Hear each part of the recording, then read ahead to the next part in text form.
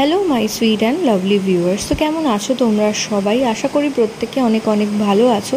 তো আজকে আবারও চলে এসেছি নতুন আরেকটি ইনফরমেটিভ ভিডিও নিয়ে। আজকের ভিডিওতে আমরা কথা বলবো যে গর্ভাবস্থায় গর্ভবতী মা কোন দিকে পাশ ফিরে শুলে বা কাত হয়ে শুলে ধরে নেওয়া হয় যে গর্ভের আগত সন্তানটি অবশ্যই পুত্র সন্তান আসতে চলেছে। তো থ্রু আউট প্রেগনেন্সিতে একটা মায়ের প্রচণ্ড পরিমাণে রেস্টেরও প্রয়োজন হয়, আবার বেশিক্ষণ শুয়ে থাকাও বলা হয় যে স্বাস্থ্যের পক্ষে বা বাচ্চার স্বাস্থ্যের পক্ষে খুব একটা ভালো না। তো সেই বিষয়ে আজকের আলোচনা। তো তোমরা যদি এই চ্যানেলে নতুন হয়ে থাকো অবশ্যই চ্যানেল সাবস্ক্রাইব করে চ্যানেলের পাশে থেকো এবং পাশে থাকা যে বেল আইকন রয়েছে সেটা প্রেস করে রেখো। এতে করে কিন্তু ভিডিও আপলোডিংয়ের সাথে সাথে তোমরা নোটিফিকেশান পেতে থাকবে। তো প্রাথমিকভাবে বলা হয় যে গর্ভবতী মা যদি ডান দিকের তুলনায় বাম কাত হয়ে অর্থাৎ বাঁ দিকে ঘুরে শুতে বেশি পছন্দ করেন, সেক্ষেত্রে ধরে নেওয়া হয় যে গর্ভের আগত সন্তান অবশ্যই একটি ছোট্ট ফুটফুটে পুত্র সন্তান আসতে চলেছে।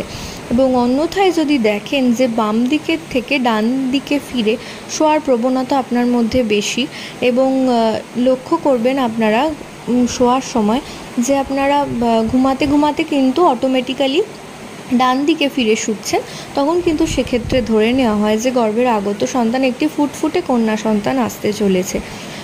তো এর সাথে সায়েন্টিফিক কোনো মিল নেই, মানে বিজ্ঞানভিত্তিক তথ্য এটা নয়, কিন্তু পুরানো দিনের মা কাকিমারা এই ধরনের কথা বলে থাকেন এবং এই সময় আপনারা নিজেরা বুঝতে পারবেন না আপনারা কোন দিকে কাত হয়ে শুচ্ছেন বা কোন পাশ ফিরে শুচ্ছেন। কারণ একটা গর্ভবতী মা যখন ঘুমায় তখন সে নিজের ধারণা করতে পারে না সে কোন দিকে কাত হয়ে শুচ্ছে। তো এই ব্যাপারটা তার সঙ্গিনীকে লক্ষ্য রাখতে হবে সে কোন দিকে ফিরে শুচ্ছে। যদি দেখেন যে বাম দিকে ফিরে শোয়ার প্রবণতা বেশি, তো সেক্ষেত্রে ধরে নেওয়া হয় যে গর্ভের আগত সন্তান অবশ্যই পুত্র সন্তান আসতে চলেছে, এবং যদি দেখেন ডান দিকে ফিরে শুচ্ছে তাহলে কিন্তু সেক্ষেত্রে ধরে নেওয়া হয় যে গর্ভের আগত সন্তানটি কন্যা সন্তান। তো আশা করছি ভিডিওটা আপনাদের কিছুটা হলেও উপকারে আসবে। প্রত্যেকে ভালো থাকুন, সুস্থ থাকুন এই কামনা করে ভিডিও এখানেই শেষ করছি। নমস্কার।